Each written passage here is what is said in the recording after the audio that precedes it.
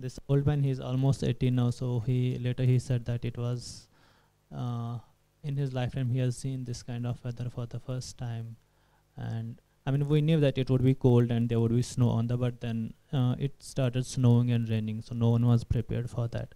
Though he initially said that it's cloudy, he told them that we should stay at the base camp, but then the rest of the shepherds, they said no, it would be fine. And you could have heard him saying that it's again cloudy, so he was not in a favor to move that day. So they were not prepared for that. How do you negotiate that space, which is equally unnerving? I have grown up in Kashmir, I mean, watching these things. So yeah, it was a bit difficult shooting that and with the kid. So but I slowly got used to it, and it took me almost 2 years to shoot that. So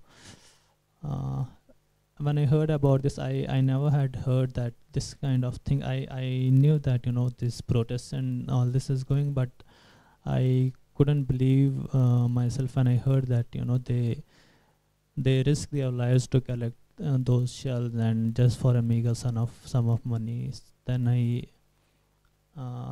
I got used to it slowly. So what does it mean for you to make your film, in the sense that your first film, the students' diploma film at SRFTI, are the negotiations similar to the ones later, or are you going through a kind of a personal clarity with each passing film about the understanding of the situation in Kashmir? I had some kind of understanding about Kashmir, and you know, it keeps on changing. And if I mean, it keeps on changing every day. So yeah, I mean, every day I'm learning new things about Kashmir, and some things which I already know, but then my knowledge sometimes proves me wrong. So it's always a process of learning for me, and I don't know if I'm clear about your question. What does my knowledge of the situation proves me wrong? Like, for example, what do you mean by that?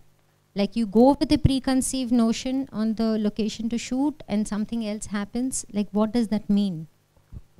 Yeah, sometimes. And also I didn't know that. I mean, the poverty is also a factor in Kashmir. It in a way is also poverty. So if you once I was talking to my friend who is not from Kashmir, and he told me that I personally don't want to make films about politics in Kashmir, but then I told him that, you know, you can't separate politics in camera. Even if you make a film about anything, about just two guys sitting in a cafe, so but politics is also there. You know, there would be, say for example, I mean, now it's far better, but some years back, for example, talking about myself, if I'm sitting with my friends in a cafe, but then I have in my mind that I have to reach home early because, you know, because of the situation. So in a way, you can't separate politics from Kashmir. But and then you know about a lot of things, like these shepherds, you know, they're struggling for their survival, and also this kid, he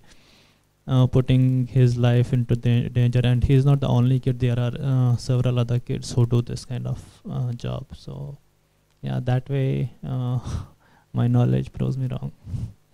Thank you for coming, and hope to see you next Saturday, same time. And